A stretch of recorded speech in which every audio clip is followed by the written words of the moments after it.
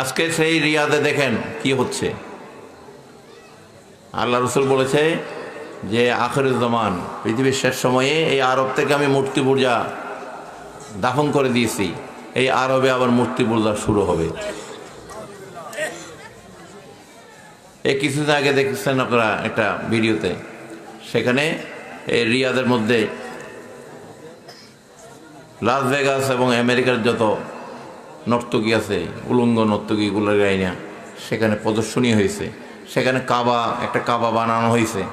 কাবা বানিয়ে ওই সময়ে আল্লাহ রসুলের জমানায় যে নামে যতগুলো মূর্তি ছিল, বিভিন্ন দেবদেবী ছিল, সবগুলোর নাম দিয়ে দিয়া বিভিন্ন মূর্তি তারা সাজাই রাখছে কাবার আশেপাশে, কাবা দেখাইয়ে। সেখানেই তারা এই প্রদর্শনী করেছে। নাউযুবিল্লাহ বলেন। আজকে এই রিয়াদের জমিনে ক্যাসিনো, নাইট ক্লাব সব আছে। যেই কাজগুলো আল্লাহ রসুল আরব থেকে বিতাড়িত করেছে, সেই কাজগুলা কিন্তু, এই নাপাক কাজগুলা আবার কি হচ্ছে, প্রতিষ্ঠিত হচ্ছে। নাউযুবিল্লাহ বলেন। তো আমরা যে আসলে আখিরুজ্জামান, পৃথিবীর শেষ সময়ের দিকে চলে আসতেছি, ঠিক কিনা? কারণ আল্লাহ রসুল বলেছে আলেমরা জালেমের মতো কাজ করবে, আলেমরা জালেমের মতো কাজ করবে। এগুলার নিশানা দেখি কিনা আমরা? এই যে উস্কানি দেয়, একে মসজিদে ঢুকানো হবে না, ওকে এটা করানো হবে না, মসজিদের মধ্যে আগুন ধরিয়ে দিচ্ছে, মসজিদের কার্পেট আগুন ধরিয়ে দিচ্ছে, মসজিদের মধ্যে কোরআনের মধ্যে আগুন ধরিয়ে দিচ্ছে, হাদিসগুলোতে আগুন ধরিয়ে দিচ্ছে, মসজিদের ঘড়ি চুরি করে নিয়ে যাচ্ছে। ওই যে মুর্শিদপুর একটা জায়গা, শেরপুর, সেখানে একটা দরবারের খানকাকে উপলক্ষ করে সেখানে মসজিদে আগুন দেওয়া হয়েছে। মসজিদ কার ঘর? আল্লাহর ঘর। আল্লাহর ঘরে কোনো সঠিক বান্দাকে আগুন দিতে পারে? পারে না। আল্লাহর কালামুল্লাতে আগুন দিতে পারে? কখনো না। তা আলেম হইয়া এগুলো কিসের কাজ করতেছে? জালেমের কাজ।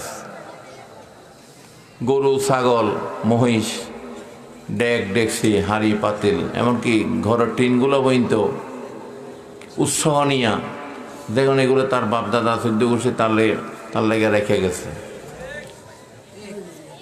ঠিক কিনা? এই যে লুটপাট, ইসলামে কি হালাল না হারাম?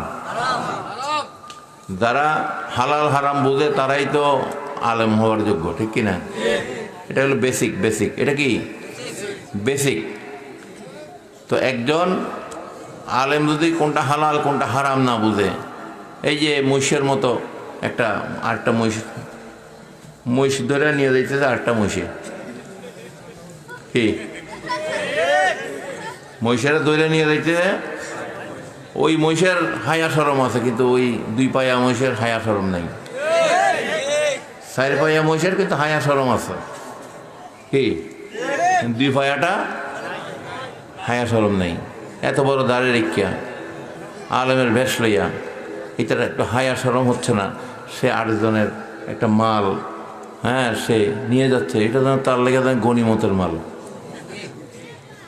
পাকিস্তানিরা যেভাবে আমাদের দেশে গনিমতের মাল, আর তাদের থেকে গাছগাছালি পর্যন্ত রেহাই পায়নি, গাছগুলা পর্যন্ত কাটে দিচ্ছে।